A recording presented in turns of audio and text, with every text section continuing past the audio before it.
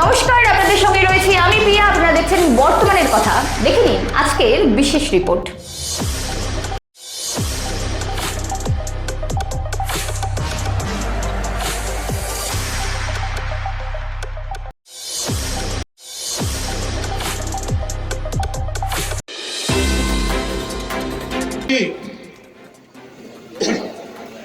এই যে মিডিয়ারা বসে আছে,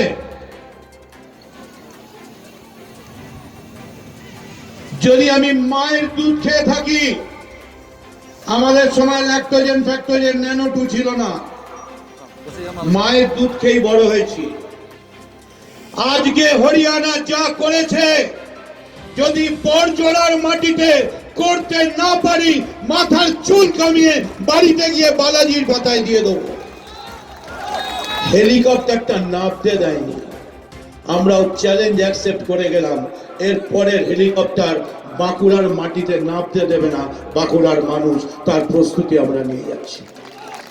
তাকিয়ে দেখুন কি হচ্ছে হরিয়ানায়। মুখ্যমন্ত্রী চেষ্টা করছে নামবার। আমি তাণ্ডব করতে বলছি না, আমি হাঙ্গামা করতে বলছি না। গুজরাট চালাবে, লখনৌ চালাবে, নাকি কলকাতা পশ্চিমবঙ্গের বাঁকুড়া পুরুলিয়া চালাবে? কে নিয়ন্ত্রণ করবে দিল্লি? এবারের লড়াই সেই লড়াই। আর তাই বলি বিজেপিদের, বেশি বাংলা দেখাচ্ছ তো, এমন বাংলা দেখবে না, তখন স্লোগান উঠে যাবে, আগে দিল্লি সামলা, পরে লড়বি বাংলা। এবার বাংলায় সেই লড়াই হবে। আমি আপনাদের কাছে কথা দিচ্ছি, কেন জানেন?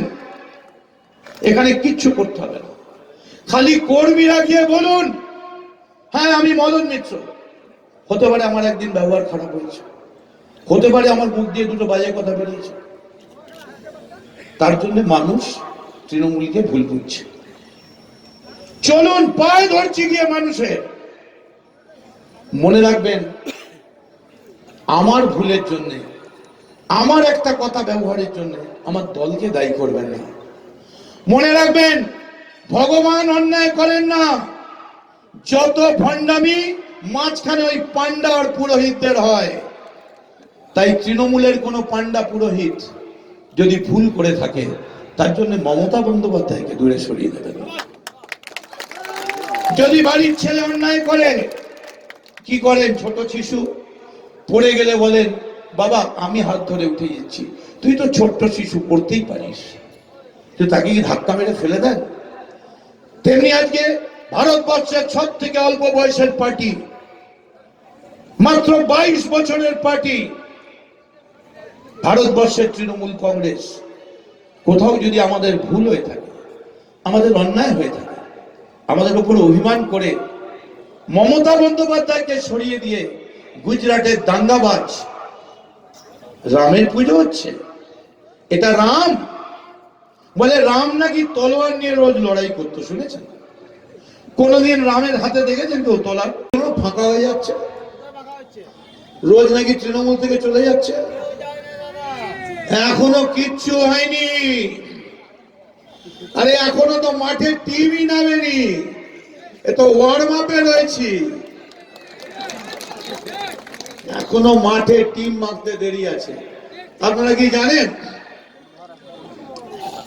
আইএসএল আইপিএল এতে নিয়ম আছে? ছাত্র নেতা আমরা শুনে না, এতে নিয়ম আছে।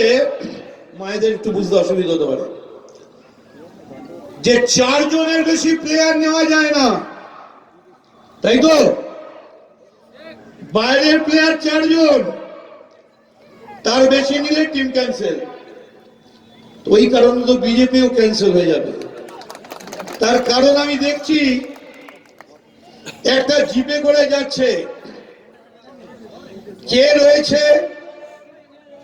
ডান দিকে শুভেন্দু, বাঁ দিকে মুকুল, পিছনে অর্জুন, এদিকে শিলভদ্র, লুকিয়ে রয়েছে পেছন থেকে শোভন। আরে বিজেপি কোথায়? কোথায় রাহুল সিনহা, কোথায় দিলীপ ঘোষ? তাহলে কি বিজেপি পার্টিটা তৃণমূল দখল করে নিল, ক্যান্সেল হয়ে যাবে তো? 4 জনের বেশি প্লেয়ার নিতে পারবেন না।